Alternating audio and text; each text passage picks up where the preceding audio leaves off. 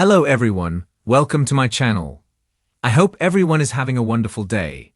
Before starting the video, please go ahead and hit the subscribe button and give this video a like up, bold, and the beautiful spoilers for May 12 to 16, 2025 see Bill Spencer, Don Diamond, being horrified, and Hope Logan, Annika Noel's life changing forever. Alright, as we always do on Early Edition Day, we're going to talk about what's coming the rest of this week, and then dive into what is coming next week. So on Wednesday, May 7th, if you remember, Brooke Logan, Catherine Kelly Lang, and Carter Walton, Lawrence St. Victor, talked last week about the unfortunate state of their love lives. Neither of them was with the person they wanted to be, him with Hope, her with Ridge Forrester, Thorsten K. Carter and Brooke reassured each other they'd each get their soulmates back. They were going to help each other, but Ridge just rejected Brooke again, which he did in a terrible way. I think a way that is keeping on letting her hope, because he's not saying, "I love Taylor Hayes, Rebecca Budig. That's why I'm with her." He's saying, "I'm going to keep my word to her." He is the consummate waffle boy. At any rate, so that's the lead into Brooke being absolutely floored when she talks to Deacon Sharp, Sean Kanan, and he is telling her what he thinks Hope should do. And of course, Deacon was just over at the house matchmaking Hope and Liam Spencer, Scott Clifton, and kind of wanting Carter out of the way. Liam is definitely the guy that Deacon thinks that Hope should be with, and we'll see. He doesn't want her with Carter, and this is different than what Brooke has in mind, based on her recent conversations with Carter. And I wonder if Deacon can convince her that Liam is a better choice, or if they're going to wind up agreeing to disagree or worse yet, bickering. Also, on Tuesday, if you remember, Liam went over to lay the groundwork with Hope about the brain tumor, kind of get her in the right position for him to come clean about dying. And then, of course, Deacon was pressing them to reunite. And it looks like Steffi Forrester, Jacqueline Missinswood, over there talking to Hope about Liam. Remember, he had a really bad dizzy spell on Tuesday over at Steffi's house that concerned Finn, Talanovlan, and he wanted Liam back at the hospital. So we'll see if for some reason Hope watches Liam collapse, and that's why she ends up talking to Steffi instead of him, and she's going to tell her what is going on. On Thursday, May 8th, speaking of good Dr. Finn, his daughter Luna Nozawa, Lisa Yamada, is swearing that no matter what it takes to make it happen, she is going to have a relationship with her dad, Finn. And of course, Steffi has put the kibosh on that and told Finn he can't be around her because, awkward stuff like Luna tried to kill Steffi. That's not the way to get off on the right foot with your stepmother. Plus, Luna gets some FaceTime with her dad, Finn, this week.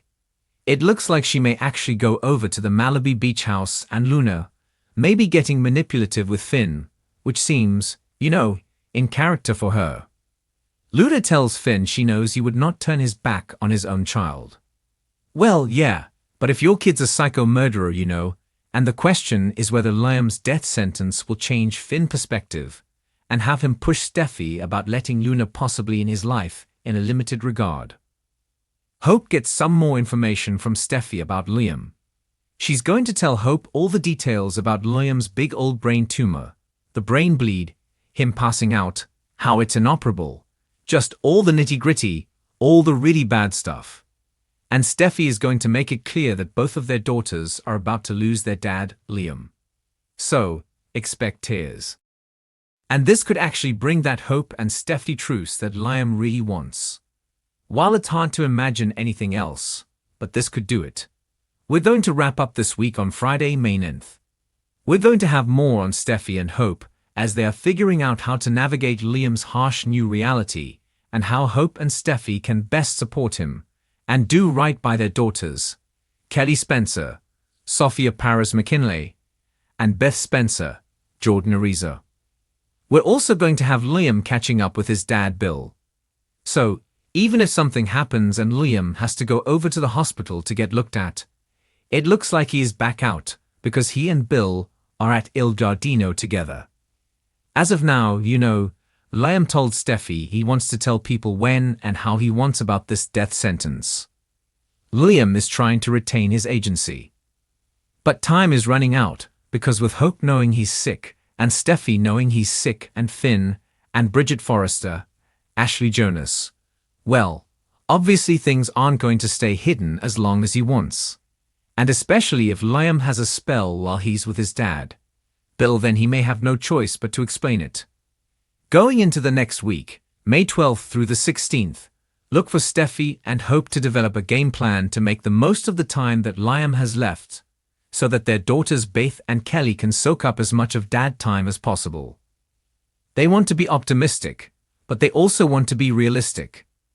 And at the same time, Finn's going to knuckle down and see if there's any hope, any way out of Liam's fatal diagnosis.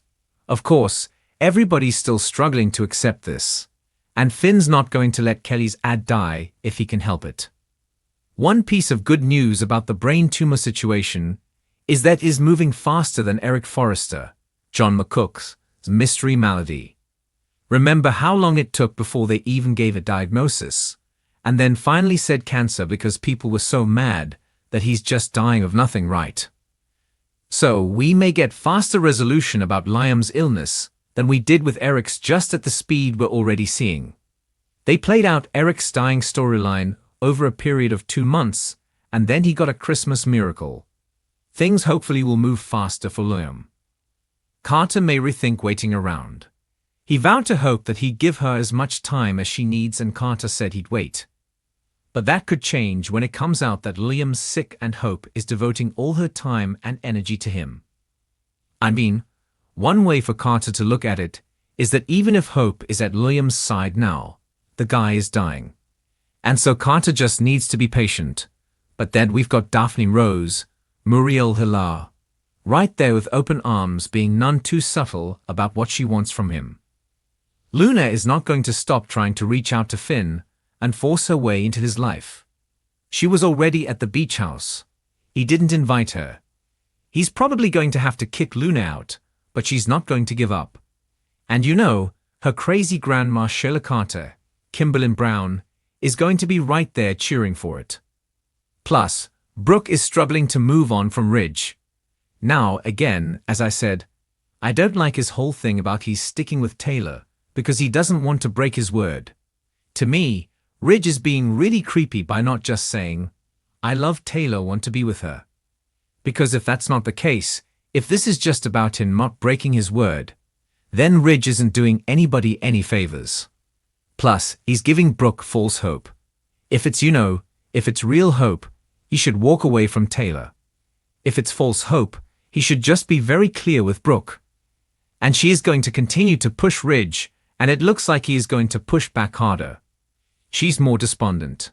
And that sets the stage for Nick Marone's Jack Wagner return in just a few weeks.